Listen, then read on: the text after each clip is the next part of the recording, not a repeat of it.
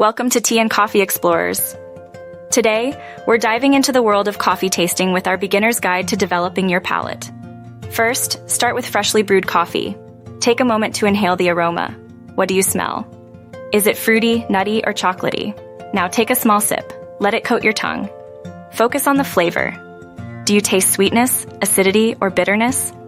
Try to identify specific notes like berries, citrus, or caramel. Notice the mouthfeel.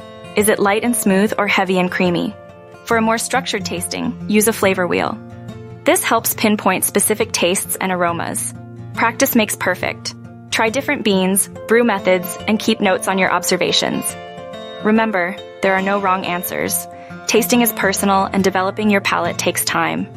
Thanks for joining us on this journey. Subscribe for more coffee and tea adventures. Happy tasting!